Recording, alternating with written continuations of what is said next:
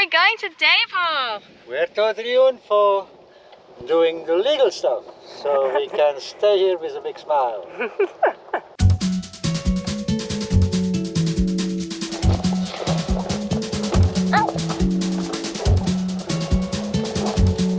Our sailboats Yerba Buena and Karl have called Jiquilisco and El Salvador home for the past 6 months. While the norm is to renew our cruising permit every month, the authorities have informally allowed us to extend it every couple of months. So today, Paul and I embark on a dinghy journey to Puerto Triunfo, where the maritime authorities will hopefully grant us an extension for another couple of months.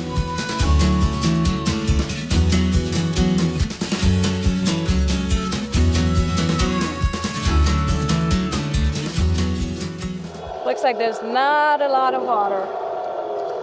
Looks like we might be stuck. Buenas. Buenas. ¿Cómo están? Bien, gracias a Dios. ¿Y ustedes? Sí, muy bien, gracias. Muchas gracias. No. Boga, a la izquierda. Boga, aquí.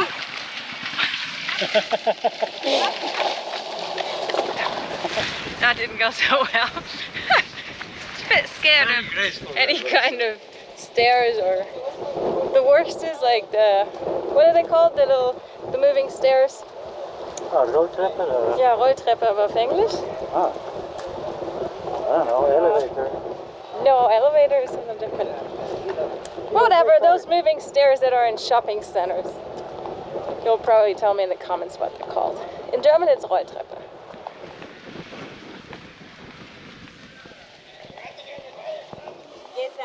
Buenas, no, gracias.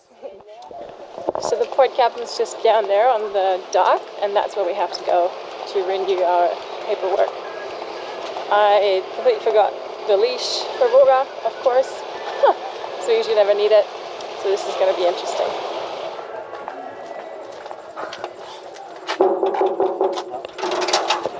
Buenas. Dice que le gustaría para su barco, la bandera. They have to count the days at how long we're allowed to stay. So we're getting 60 days, $60. The ladies are really sweet. I think that they agreed that we can film a little bit. I had to do my hair. I didn't do my hair, obviously. Yo también tengo que peinarme porque no puedo. Yo también soy. Chica, this is okay. No! What? Chicken, not that? It's gonna tear it into pieces. Que les vaya muy bien. Igual. Bueno, tenemos que ir acá para hacer papeles para salir, ¿o no? Sí, cuando vayan a salir, vuelven a venir al cambio. Vamos a extender un salto para el país que ustedes vayan. Ok, pues entonces será gracias. Ciao. Boga, aquí. Okay, and now maybe some internet. Maybe something cold to drink.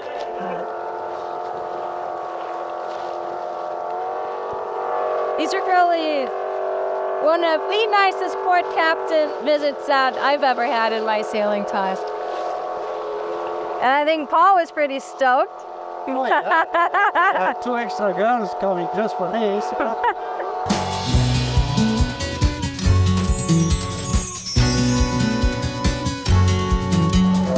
Paul, I think I found something for you on the menu. Cocktail Viagra? Check this out, there's a Viagra cocktail on the menu. We made a delightful pause at the floating restaurant just outside Puerto Triunfo, savoring fried fish and potatoes while soaking up some Wi-Fi for an online presentation on sustainable sailing. The journey home embraced a red sky sprinkled with stars, a serene treat for our souls. Buenos días. Good job. Buenos días. ¿Cómo está?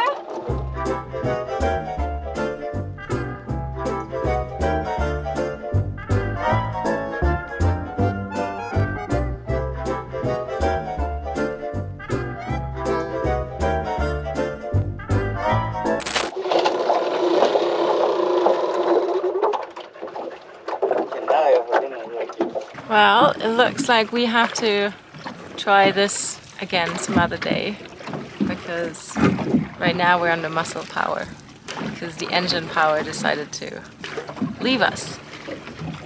Right now we're in the middle of the channel and Arturo is paddling us. It's actually going quite well, at least the current is with us, so that's not too bad. But I think he's called someone to come and pick us up because we're sort of baking in the sun here. Bummer, but I hope we get to go again some other day, possibly.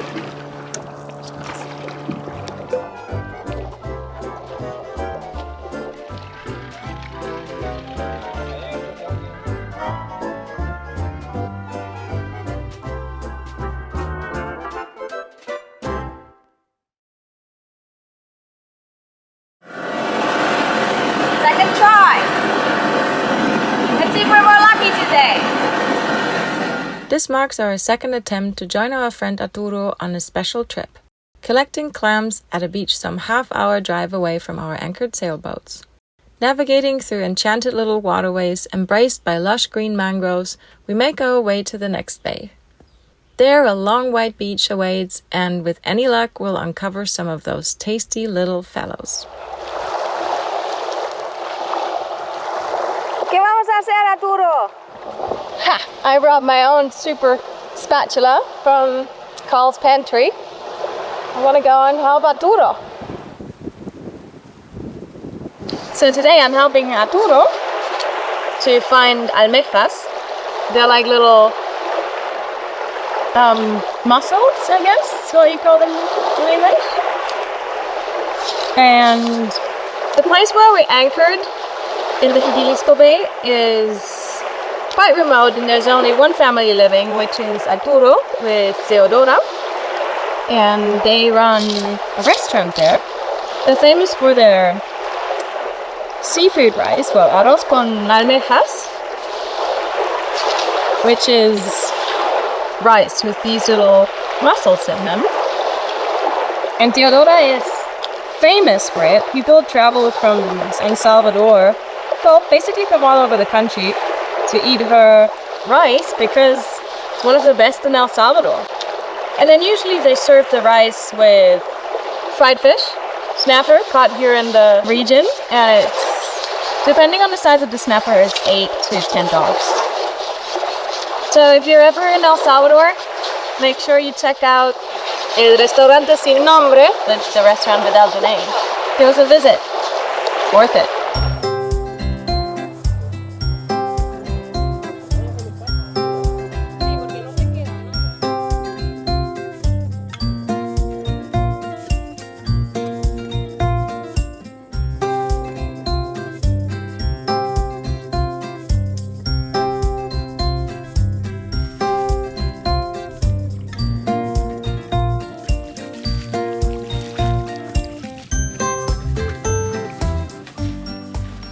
Wow, this was quite something.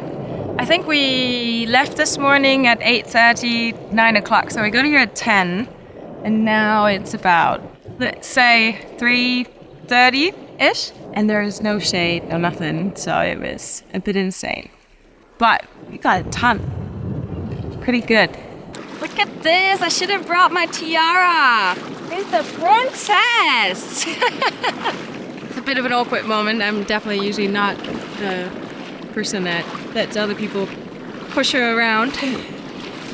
But it's actually quite nice because there's a lot of shells, like broken shells from the mussels in the water. That already cut my feet quite badly, so I'm accepting the princess card for today.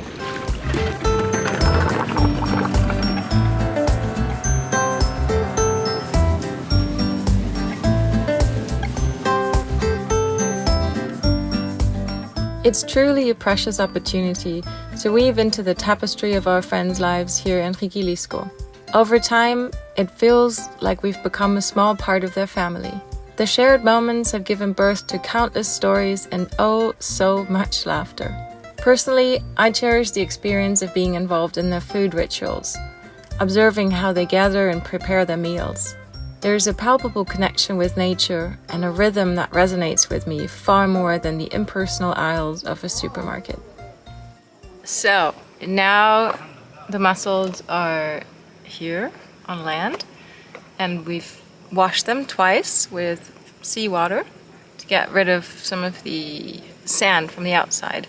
Now they have to sit in the seawater until tomorrow morning, so they open up and all the sand that's inside the mussels actually drops down to the bottom.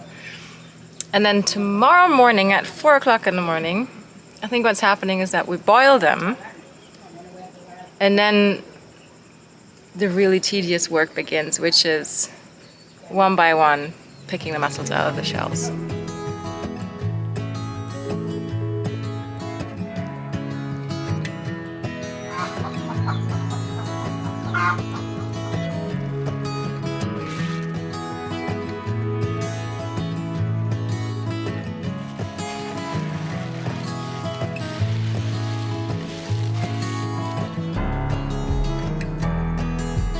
It's been fascinating to observe the intricate dance of roles in each step of the process, from collecting and cooking to deshelling and preparing the meal.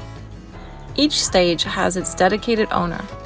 Arturo takes charge of collecting and deshelling the clams, while Teodora oversees the pre-cooking of the clams and the actual preparation of the seafood rice for the customers. Together they form an impressive team, and their unwavering dedication to their craft is truly awe-inspiring. No wonder this is the best seafood rice in whole El Salvador. After a full 2 days of meticulous collecting and preparation, the moment has arrived. Teodora is set to create her famous seafood rice from the freshly gathered clams, a taste we've been eagerly anticipating. In these shared moments, gratitude fills my heart, and I eagerly await the unfolding of the next adventure. But more about that next time.